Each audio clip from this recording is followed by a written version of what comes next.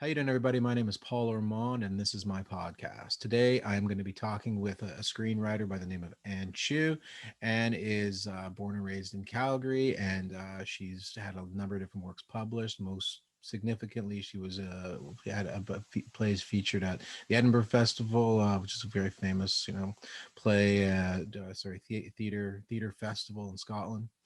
She's had a long, wide-spanning career that goes into works in animation in Toronto, and now she's working currently in Vancouver, and involved in all things media.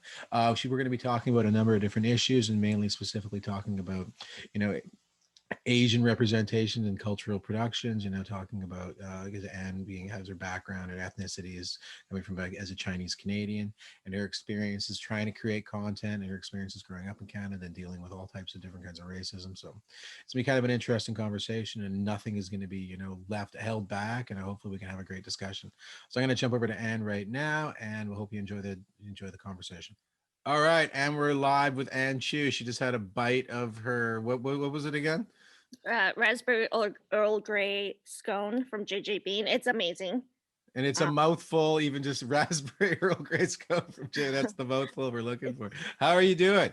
I'm good. How are you? Thank you so much for chatting with me. Absolutely. And you're live from what's the name of the theater that you're currently situated I in right am now? live from the Arts Club Theater in Vancouver, the Newmont stage. It's in Olympic Village of Vancouver. I'm gonna do. Do you want me to show you the space? If you want, you want to zoom it It's around, give us the amazing. tour. It's a beautiful, gigantic theater space. I'm on the Yeah. stage right now. Um, just writing. Yeah. I don't know if that did anything, but yeah. I know So I can see it, and clearly it's right there, and you're on stage is sort of, I guess, symbolic in some way. You're creating and making it, right? So yeah. So Anza, you're a writer, you're a playwright, and you've been at it for a long time. And let's go back to the beginning. Where exactly are you from? Where are you born and raised? yeah, I was born and raised in Calgary. Calgary, Alberta, Canada. I lived there for until I was 29. Um, when I suddenly decided to move to London, England. Went back to Calgary for a year. Yes, sorry. To answer your question, I'm from Calgary. That's where I met you. Yeah, yeah, We met that's right. in film Absolutely. We school. met in university. We'll go into It's the other stuff later I'm sure. and all over the No, place. so but growing up, so your ethnicity, your is and what's where does your the ethnicity is Yeah, I'm Chinese, but Chinese, I was born in Canada. I was born born in in Calgary. yeah, Mhm. absolutely. So you're born, like I said, the ethnicity being so answered from China. So growing up as a young Asian woman in Calgary, what kind of an experience was that? Was it Yeah, for the most part, I didn't. It's almost like I didn't know I was Asian. Like I obviously did know because I grew up in one of the sort of lower economic neighborhoods, the ghetto Calgary, I would say. But I was surrounded by multiculturalism and also I kind of just operated, I think, in the world like a white person, really not knowing that I was Chinese until I would be reminded of it in the harshest way possible. Um, yeah, can we hear like what is the harshest way possible you can be reminded of being okay, so Chinese? I think one of my first racist experiences was, I was a teenager. I was probably 13 or whatever. Went to downtown Calgary, and there was like, I was at the Hudson's Bay, downtown Calgary. Ooh, and somebody was holding the door open Mhm. for people. And I thought, okay, cool. I'm just gonna walk through. And I walked through and I said, oh, thank you. I didn't know, right? Like I was a kid. And she just said, I wasn't like, go back to your country, go back to where you came from. And Really? meanwhile, I'd seen like 10 other people walk through the door with no issues. So I just remember thinking, oh, that's strange. Like, why couldn't I walk through the door? Literally, like, Really? yeah. Really? And that's just like, Um, and just so having someone like espouse their views like that and assume that automatically that you're from some other country, and when you're born and raised, this is like what country am I? That's what I think, that a lot of that there is that yeah. assumption too. It's like go home to your own country. I'm like, what are you talking about? Like there is no like it doesn't Well, work that and the way. thing is, my English is better than so many people's. Mm, My English is like top notch, okay? Mm. Like I can outspell, outright like probably 90% of the people who were born here. But So, what the very fact that you have to say that, it says something in itself too. Like my English, like wait, no, this is the language. Like it's, I find that kind of, it's sort of, it's really like strange that there is that real like division there, that people that wouldn't look at someone as being, an other is obviously not from here. You know what I mean? From this country mhm. is a really strange thing. So I think that. Yeah. It's also strange for me to sort of not to have been so naive to it. I guess it's a privilege that I didn't even realize Mm-hmm. what I am, you know? I Mm-hmm. just thought I am a person just like you.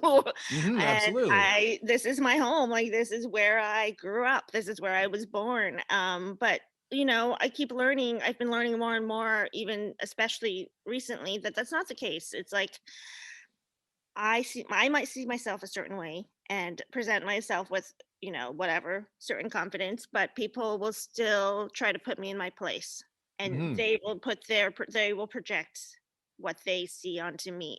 Do you know? Mm-hmm. So like, for example, I know sometimes I'll be even talking to people and it's almost like they can't comprehend the things I'm saying. Mm-hmm. They can't believe that I can speak perfect English or whatever, so they will Mm-hmm. just be like kind of confused. Um, there's some sort of disconnect, and also I think even in the workplace, there's a lot of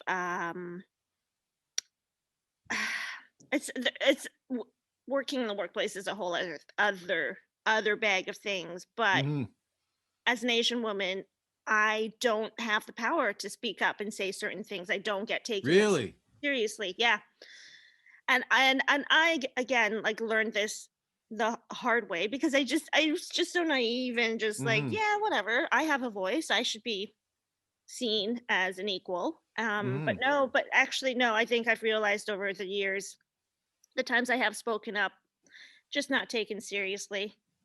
And Really? uh yeah. What well, that I think there is that assumption there again that, like it's I'm still like I'm just being you saying that right now that the people would assume that automatically that you're not from here and you don't have a place and you have a lower status is something that I find really hard to, like kind of bring together. Like how does that even the correlation there is really insane. That like I think that I Mhm. mean, like I said, I wouldn't I've tried my best to sympathize with that.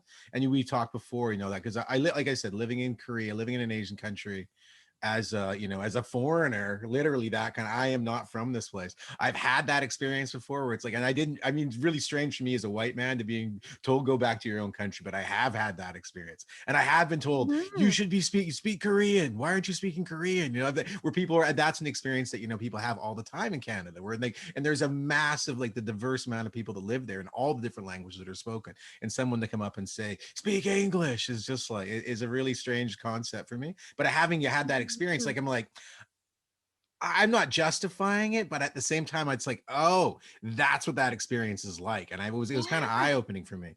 And I have to say, like, I'm so glad you've had that experience, which sounds terrible, but I think everybody, um, you can understand what it Hmm. feels like to be on the other side, on the receiving end, and you can be like, Hmm. "What the hell? Like, Hmm. I've done nothing to you. Hmm. Like, why are you attacking me?" Right? Like, Hmm. yeah, you can sort of commiserate, I guess. Well, I mean, Otherwise, I like I said, I think that at the same time, you talked about it before the conversation we had earlier about about having. I think that yeah, white people abroad and then white people in their home country is two totally different. It's kind of, but at the same time, I mean, everybody goes and acts like tourists, and everyone knows that tourists are the worst, right? It's like, mhm, I mhm. mean, it's like, and forgetting that tourists is, it doesn't matter what country they're from, and I think the Chinese have taken a lot of flack for it, but the fact is that like there are bad tourists no matter where you go. But I think when I was That's true. living there and experiencing that, and I could feel that, I think just kind of what you're talking about, like what do you do and go back to your own country kind of thing, is it's a strange experience for someone to have, and it's some Well, kind of it's like it. I mean, for me to be like, okay, I didn't really think I was doing anything wrong, but there are yeah, that I mean, and the crazy thing is just like actually what they find is actually how racist Canada actually is too. And yeah. so many people won't tell you that, but there's so many people harboring these views. Exactly, and I think a lot of that is coming to light now.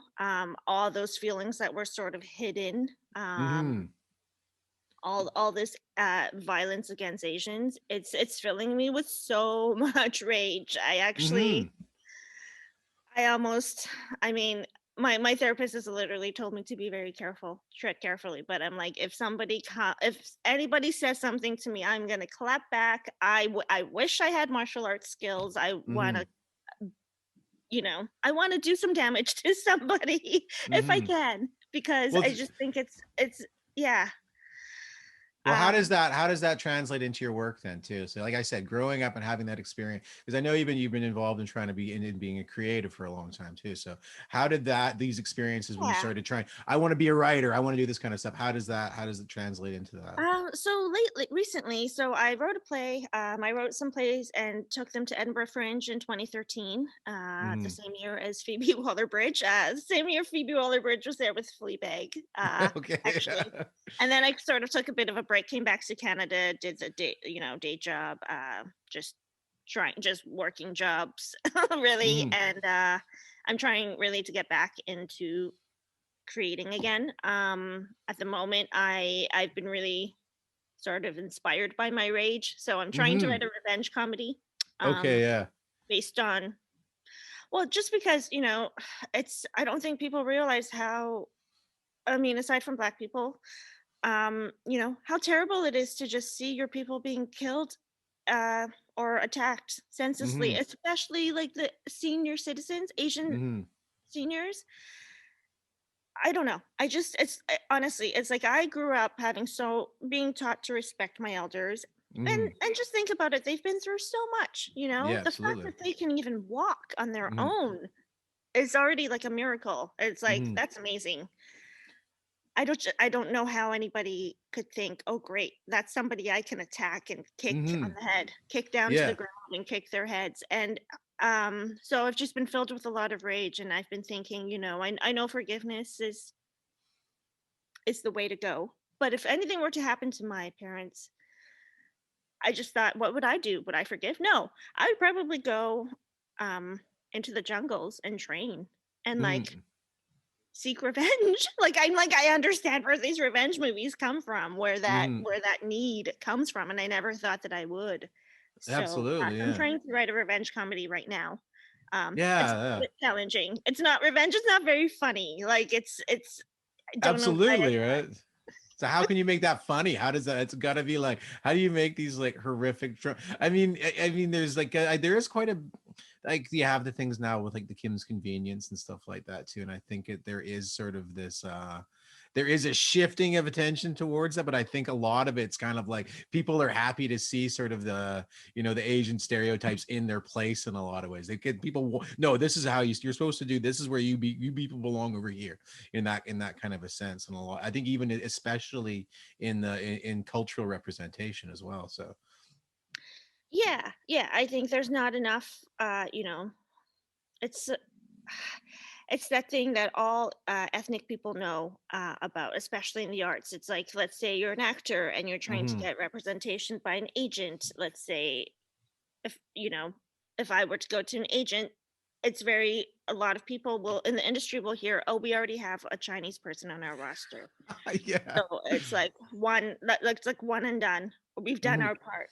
yeah, We that's and right. so I worry about Kim's Convenience being off the air. Is like, okay, so are we ever going to have another Asian show again, or Mm-hmm, can we ever tell a story that is not immediately compared to Convenience, or mm-hmm. uh, Automatically it's a slide. This is Asian ethnic stuff. This is your little aisle over here. This is what you get, and be happy with it, right? that's So right. Yeah, just mhm, the aisle. And it's like, but we we actually need gigantic supermarkets like TNT. mhm. Like we have Yeah, so absolutely, many absolutely, yeah. stories. We have so many goods. Yeah. Well, maybe that's maybe your revenge story right there. It takes place in the gigantic Asian. I mean, that would be. I guess hearing. I guess I'm a writer, so I start thinking automatically. I think that, Yeah. yeah. Yeah. No, that's completely it. It's like, oh, sorry, we can't fit one more product because we Mm-hmm. only have one aisle of Mm-hmm. Asian goods. Yeah. But at the That's same, it's like I think that it's even the very fact that it has to be considered the fact that it has to be no, this is Asian right away, and like Asia is like how many people live in Asia, like Yeah, it's just, not just like China is a billion people. Asia is like the largest continent on the planet. And it's like, no, this is yeah. Asia. Like that's an insane assumption to be able to just to slap that on there, There's right? So so much hubris in the West. Like mhm, I myself haven't really been to Asia a lot. Like I visited Japan and South Korea actually. mhm, But from the people I know who have been, it's like they are Asia, the East, they're actually like living in the future in a way. mhm, Like they're just so much more technologically advanced and, doing things so much better and in a lot of ways better, more efficiently, whatever, than mhm. we are in the West. But like we have so much hubris here and we just think Absolutely, yeah. North Americans, it's like, oh, or white culture, whatever, Mhm. um, we're the shit. It's like, Yeah, that's no, right. actually, you just don't know what is Mhm. going on everywhere else in the world. Like with, so I don't know. It's just, um, I just wish everybody could travel, uh, or could travel to another country that Mhm. outside of their culture. I think that's very, you know, um, that teaches you a lot. Absolutely, right? So I think it is enough to just have that kind of an experience that makes you realize that, wait a minute, that this to have the tables turned on you in a lot of ways too. I think that I've been growing up. I mean, like I said, I'm not making any leveling accusations, but I have had my racist experiences where I was on the receiving end of it too, which has been sort of, Mhm. I mean, in a lot of ways, it was sort of like a shock to me because I'm always assumed that, being, literally we've come to that, I guess you come to that high water mark of this sort of like white male power. I mean, I'm not saying that it's, maybe it's, if it's going, whatever's going to happen with that, but it's kind of like those experiences are out there for a lot of people too. And it's like when you see that, how much, and how many of those kinds of things, especially as particularly in Canada, how much of that stuff is, they're still there, but no one just, oh no, I'm sorry. And then all Canadians Mhm. are really polite about it, but they're not really going to kind of drop it on you when they're sitting there, they smile and say sorry and all that kind of stuff. It's But at the yeah, same super time, yeah. passive aggressive. But now that it's sort of coming to the forefront, I think some of the more some of the crazier crazies are Mm, taking it as their moment to shine mm, and to let this racism come see the light. Which, absolutely. Yeah. but I'd like to ask you, having experienced racism, because you're a tall white guy, Hmm. like you, how did it feel? Because I mean, I'm sure emotionally it had an impact, but were you ever afraid physically, like for your life or for your body? No, no, no, not at all. Like I said, like I mean, even like for the most part, most of my traveling, I've literally wandered around in this big safe bubble because it's like, I've been to Mhm, dangerous places too. Like I mean, they've been into South America, and I've been lots of different places where I would probably should have been afraid but wasn't. And I mean, it was like, and it was one of those things. Like even so, like even like you're talking about all the other parts of culture. Like I can walk around. I've never ever had a problem with walking around at night. yeah, You know what I mean? And it's like right. where and like I Now, said, the thing is, in a lot of ways, it's kind of like I said, I am in that kind of bubble, but I have had that bubble burst a number of times too. So it's like mhm, having, yeah, mhm. seeing how, yeah, they're just talking about just specifically about being a woman in this world too is terrifying because I'm like, I've never been like afraid of I'm not like I'm walking around New York City at night or any of these like dangerous cities either. But at the Mhm. same time, I sort of feel like I'm literally living in a bubble in a lot of ways as being like Right, that. yeah, and I think that's a perfect description for it. I mean, at least as long as at least you're aware that you're in a Hmm. bubble, whereas I think so many people aren't even aware and they just think, this is my right. This is how this Hmm. is the world. I Absolutely, yeah. yeah, like they are the king in their own Hmm. story Well, I constantly. think one of the things that's really kind of brought this to light for me in a lot of ways is like, I mean, like I said, I'm not trying to make it about my experience, but my wife is Korean and my kids are Asian as well too. So I was worried coming back here how they would be, because even in Korea they're looked on with like not so much with with suspicion or Mhm. anything like that, but there was this sort of like, definitely they're different, you know what I mean? There's it automatically assumed that Yeah. they were different, and there's a lot of problems with that in Korea as well, like because Korea has Mhm. a huge problem with immigration, so they have to, and there's not enough, like literally there's not enough women, and they're bringing a lot of them, a lot of the everywhere you go in Korea, I mean especially where we live, there's banners and posters like bringing Filipino and Wow. Nepalese brides, like a lot of it. And you see Right. it like you see a lot of it all over the place. Vietnamese. And so there's all these, and what it is like, I mean, this is not to slam the people. It's, it's usually an older Korean guy and this young little Vietnamese girl, and they have a baby. And then this kid is, where does he slot in into that culture? And Mm-hmm. they have a lot of problems with violence with that as well, too. It's like, you're not a real Korean. You know what I mean? So it's Yeah. like, mhm, Yeah, unfortunately, like not only are we dealing Asian people are dealing with racism from non-Asians, there's a lot mhm, of intra Asian racism as well. Like, mhm. so it's we're getting slammed on all sides basically. Yeah. Like that's really sad to hear. But I'm not surprised because yeah, I'm not surprised at all. Uh but yeah, I think in Canada, would you think that it's a better place for your children being mixed race, being half Korean, half. Yeah, the thing is, it was something I was really confused. I was concerned with it. At the same time, it seems like actually where we go is still pretty, white bread. But Mhm. there are a number, like there's a kid and there's a bunch of different kids with all kinds of different backgrounds in the school. And I was surprised like how many how many mixed Asian kids there were on the playground.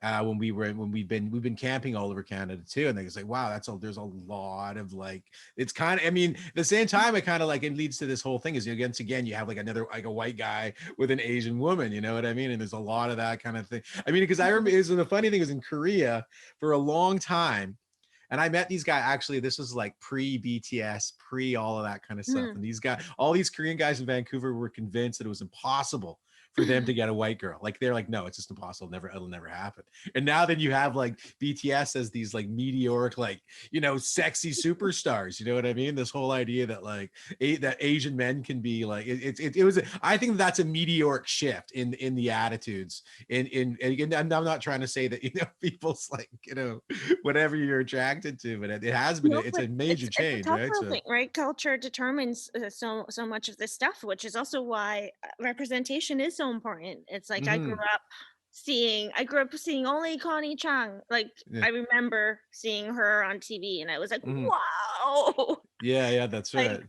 what? There's an Asian person. Like I'm seeing myself. It's yeah, it trickles down.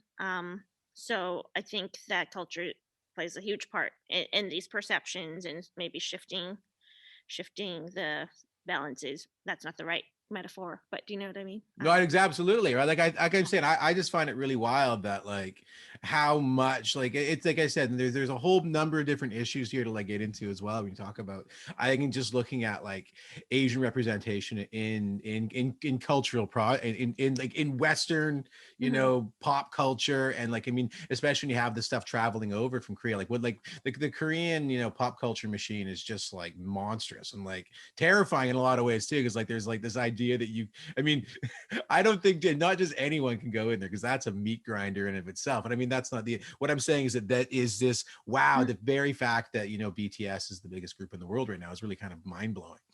Totally. Mm. What I would really love, you just made me think. It's like I would love to just exist as an artist without Hmm.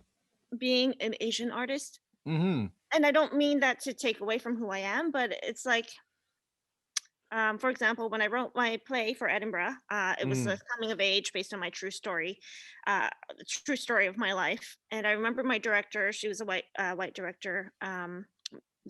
My first director for the show was kind of like, let's throw in some more Chinese elements. And I kind of just thought, but I am already Chinese. Isn't Hmm. that enough? Isn't And it like, enough that I'm why Chinese? do I have to add more? But Let's make it more Asian-y. It's like, that's crazy.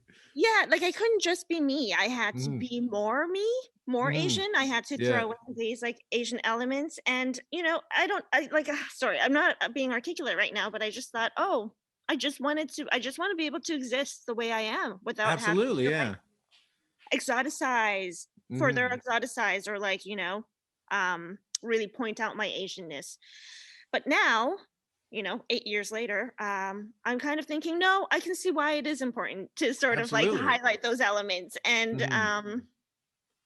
I guess we are not in a place in the world right now where I can just exist as Anne who grew up in Canada. It's like, Hmm. um, I'm not a white girl, right? Like I might think I am, but like my Mm, experience are not those of a white person at all. So mm-hmm. um yeah, it's all just we're all just people, I guess. Yeah. I wish we could just sort of create the art that we want to without having to uh uh, uh have an agenda. Not saying that do have an agenda, but like, you know, I wish But I could just be.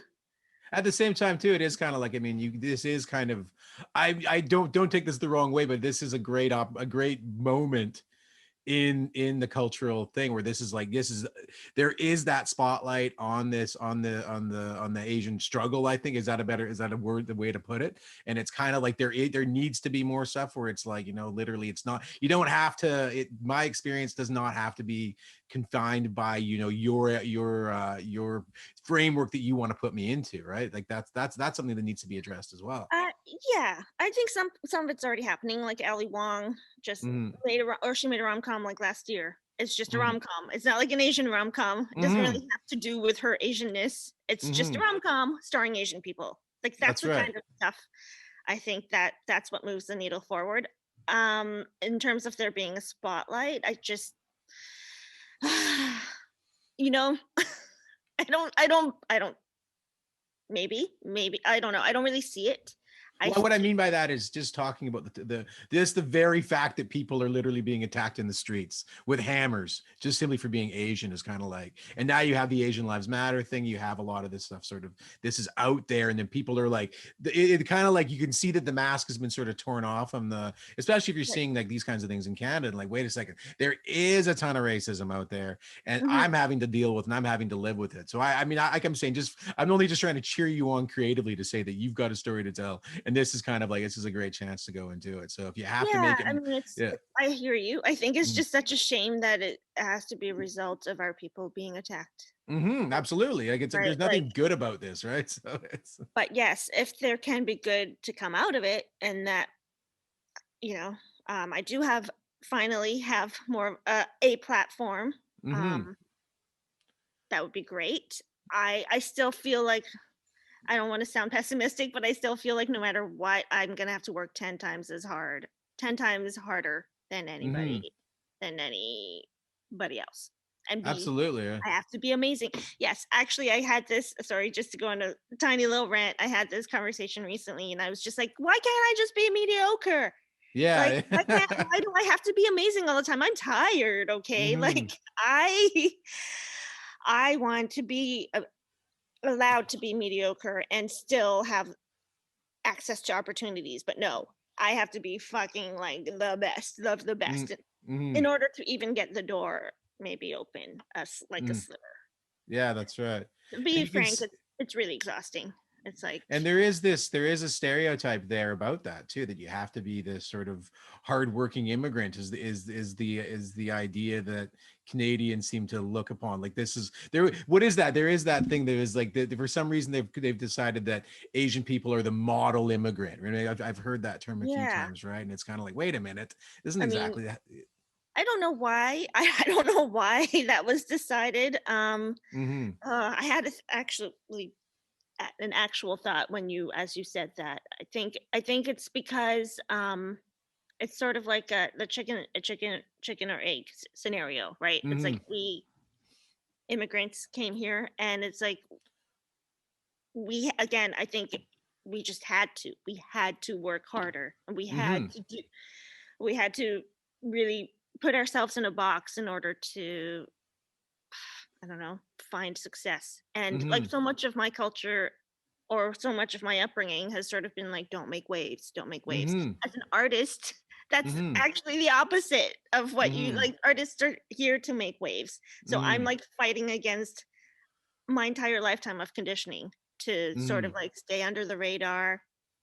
Yeah, just Which kind is, of in a lot of ways, is that's like sort of what culture is expected of Asian women as well too. I mean, I think we can dive into that thing. Does this, the cultural perception of Asian women, especially in culture and in society, I think is one thing that's sort of being brought to a head right now too, as well. It's like, I've looked at, I've seen this myself, because I mean, like literally we've immigrated my wife to Canada. She's on and she's got her permanent residency. Now she's like going into this thing, and there's these automatically coming up against these expectations that they no, Yeah. this is not where you're supposed to be. You're supposed to be doing this stuff over here, right? And it's like, oh Yeah. yeah.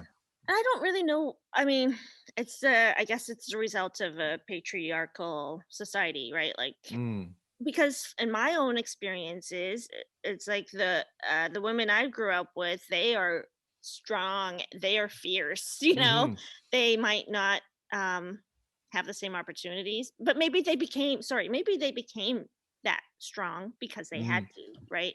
Like, I really liked Crazy Rich Asians, that yeah. rom-com that came out a few years ago, because it did really did spotlight the women, and I thought, Mm-hmm, that's accurate. It's like, we I guess it's sort of like the plant that doesn't get enough light or enough mm-hmm, water, or ideal growing conditions. It has to grow. It's like the asparagus like busting through the concrete. I don't know if mm-hmm. you know that's I know all of the asparagus getting through the concrete. Yeah. right. Yeah, and it's like, yeah, they had to, because Mm-hmm, what else are they gonna do? Just mm-hmm, die? So like, I don't know. I In a way, it's like we have been formed. Having these harsh conditions is not the worst thing. It's like I've mm-hmm, had to work harder, be better, be smarter, mm-hmm. all these things. But like I said, I think it can be tiring. I don't know what to do about it. I think we are still. It's just we live in a patriarchy. We live Mm-hmm. in a white patriarchy. I guess you either like you got to work within the system before you can overthrow it. I don't know. Absolutely, yeah. Well, I think that there is this. The one thing that I've actually found that this is something that I've kind of come up against, and this I'll mention some of my views on it. But the idea that Asian women are these demure sort of passive is absolutely ludicrous. Like I mean, and Yeah. like I think that the Korean women have this now. There's a thing where it's the whole tiger mom stuff too. Like I mean, the girls are like I'm working because we dealt with a lot of moms in Korea as when in the school that we ran Hmm. to, and it was like, no, yeah, there's fierce, powerful, strong, and will do absolutely anything to defend their family. And it's like I never felt one. I was more afraid, and the men were the husbands were always like, oh yeah, nod and smile, but the women were the moms were the ones you had to be scared of. You know what I mean? So like, I mean, I'm not saying that they're terrifying. I'm just saying that they're this idea that Asian women are somehow weak or like unaggressive is absolutely is a lie. And I all. still what I don't know. It must be like the man, like man's fantasy. Yeah, because I Mm, honestly don't know where that comes from either, or what. It's just like wishful thinking.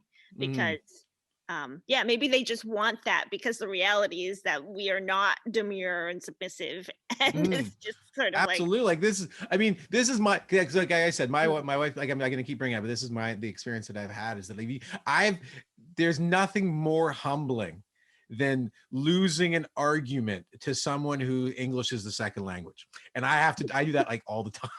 Like, it's like you just won and I don't have anything else to say. And like, it's not because exactly. you're superior arguer than or whatever. It happens all the time. So like I mean it's kind of I think that I being in that situation, being in that position, it's like I've come face to face with those stereotypes a lot of the time. And I think the idea too of this, I think the fetishization of Asian women as well too is something that has been, Mm, it's well documented.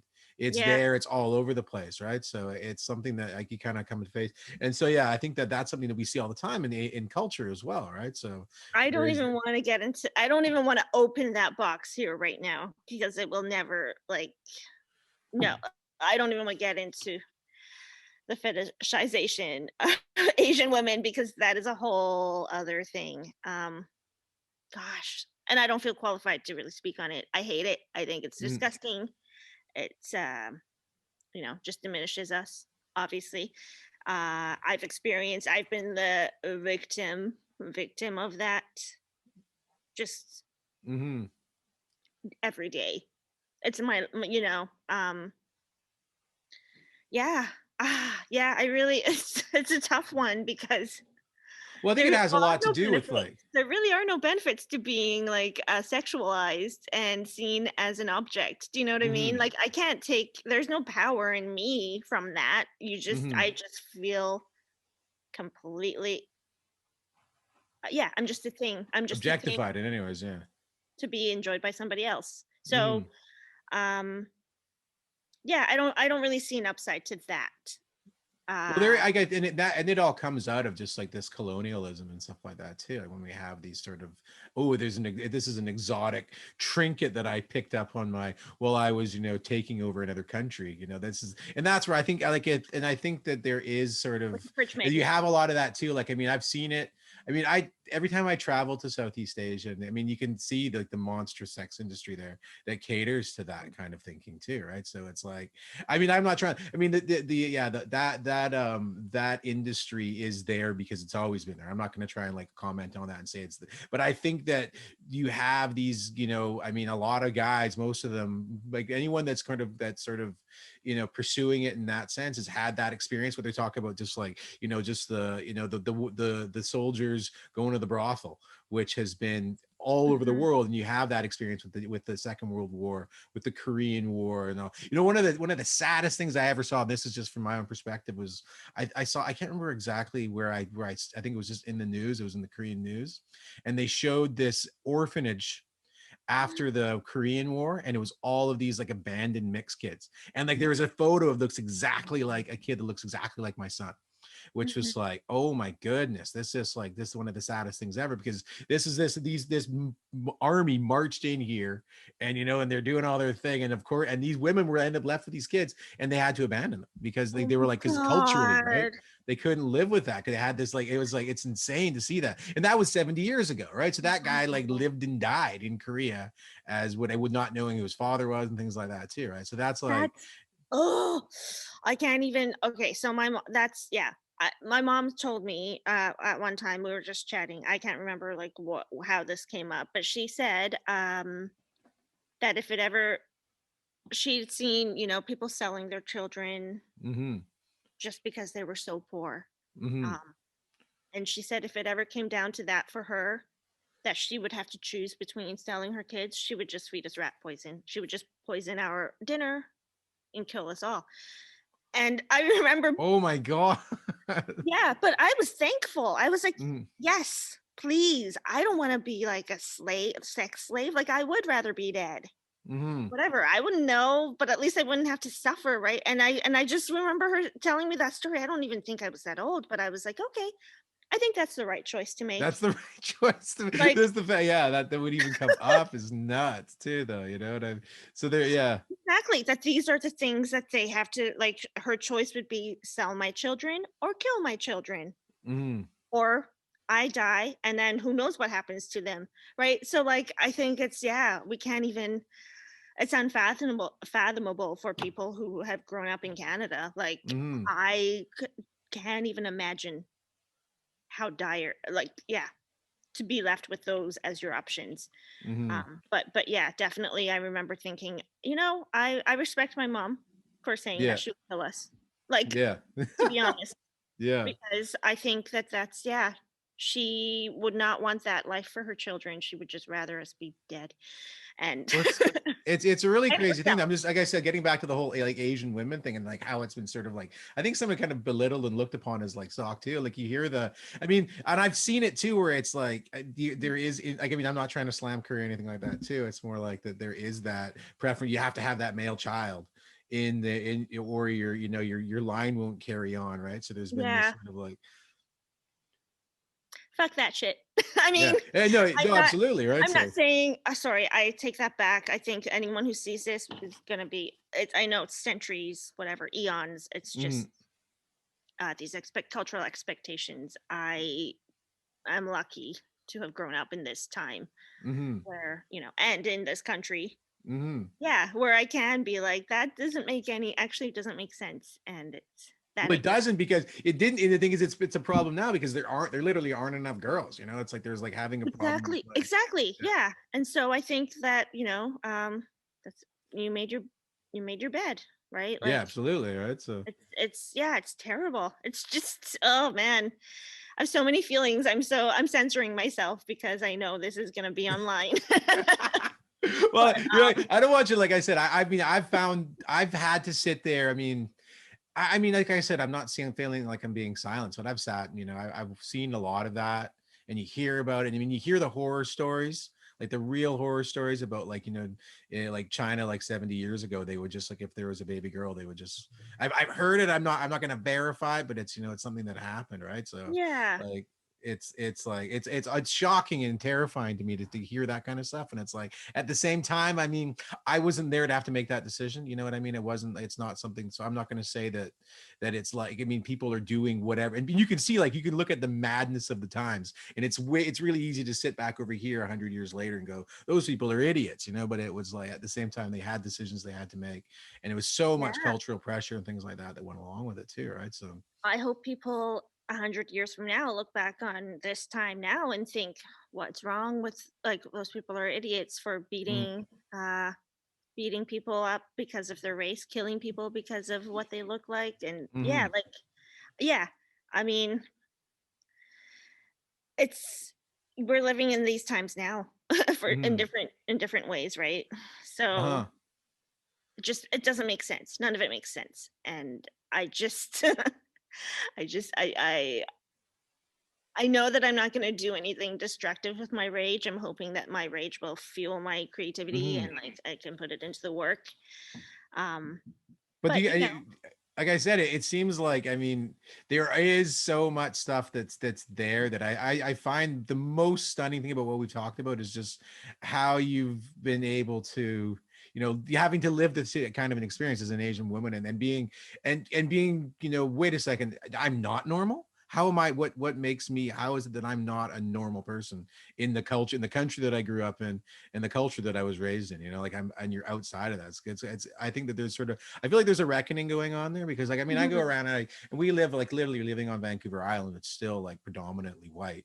I see like all of these different people from all over the world, just like, and it's like people are out on the playground, and I know that there's racist people sitting right at that playground right now, having their mhm, kinds of views about it. So I find myself kind of going as a Canadian, and I mean, and it's the yeah, weirdest thing too is I've had this sort of I mean, I lived abroad for 12 years, so I've come back and it feels like it's a different place. And I feels like, the more things change, the more they stay the same though, right? There is yeah, still shocked by the fact that that's there, but I'm like, I see this like promising an incredible future. And then I just see all yeah, these weights just like dragging it down as well, right? So I'm looking at for like, and I'm just been trying to figure out, like, I mean, we're trying to find out how, like my wife is going to be able to navigate her way through this and where she's going to mhm, land, and the expectations that people have of her, and like she's kind of like having to, like, oh, you're Asian, you should go and do this kind of a job, right? It's like even my family is like saying you should take a bookkeeping course because you're good at numbers. That right. was the suggestion made to it, right? So it's like, Right, right. I'm not Yeah, exactly, exactly. But and the crazy thing is, it's like I posted a thing on Facebook yesterday. What exactly was it? Essentially, like, we, in fact, immigrants are speaking two languages. It's like I Mhm. don't know why this isn't seen as a benefit Absolutely, from right? So the fact that mhm, we have to be multilingual mhm, in order just to operate. And yet we're looked down upon as being less than. And it's like, do you mhm. speak two languages? Absolutely, yeah. Or whatever, whoever, like, yeah, like, to me, it's just mind boggling. And I think there is a reckoning um, coming or Mhm. taking place, I hope, but it's long overdue. Like, come on. Absolutely. I wouldn't expect to go to another country, not be able to speak the language. Let's say, again, I think it goes back to hubris. Mhm. I just think if more people could travel, put themselves in other people's shoes. I guess we Yeah. probably shouldn't talk about traveling right now. Like, yeah, you should travel. No, there. I Sure. think that even at the same time, it's, go and read a book by somebody else and go read those things, because those things are out there, right? So I guess that's really what it comes down to. Is I think, I mean, I think if anything that comes out of this, I think you can see that you need to get that rage comedy out and written, because I that's the. know. Yeah, I think exactly. It's like for my part, I just need to sort of not fall into depression. Hmm. It's been a hard year. I'm just gonna keep working and trying to put my voice out there, and hopefully it gets to the people who also need to see it, because Hmm. they might be the ones who would never watch anything by an Asian woman. Do you know what I Hmm. mean? So it's like I Absolutely, don't yeah. really know what to do.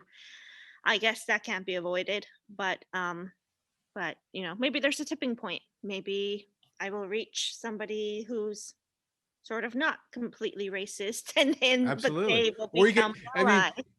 I think a lot of people too are realizing that all it does is take one thing to kind of change your mind now. Like without, and how stubborn people are, and how people aren't going to. But if you can change one person's mind, and that's all that really matters, right? So Yeah, yeah, and even if I don't change my mind and I just entertain them, great, whatever. Like, I don't know. absolutely. I just I'm seeing how essential it is for my voice to be out there, and I'm trying to stay the course this time, and keep creating. So fingers And there crossed. you go. Then I think, and that is a great place to leave it on. And I think that like, I'm happy to see that you're still chasing down the dream, and you're gonna Yeah, and you want to get your voice out there. So I want again, thanks again for talking to me. And I think we can there's and obviously there's still a lot more to talk about there, yeah. but I'm I sorry think we for sort of rambling and talking so slow. I should yeah. get. Thanks for No, listening. no. I But think, like I said, it's a monstrous issue, and the very I really appreciate this. The fact that we can have that conversation is one of the biggest things too. I think a lot of people yeah, are afraid to have it too as well. So it's like let's not ignore the elephant in the room, and just so you can say it's important to say yeah, that. yeah, and Mhm. let's yeah, let's just be like kind to each other. Be And human. it is. I think you have to. People are. There are. Yeah. You realize that it's all it really does take is a little bit of kindness that can go a long way, right? So. Yeah, yeah. So Mhm. let's hope for a better tomorrow. And Absolutely. Well, the thing is, and keep creating too, and that's really what it comes down to, because you can see that how much the arts have an impact on that, and how yeah, important it is to have those things there, and to have that the stage that you're sitting on, and to have that platform to be able to speak out, and people can listen to it. Right. Well, anyways, 100%. thanks again, Anne, for coming on, Thank and you so we much had a for great having me. conversation. Right on. Thanks.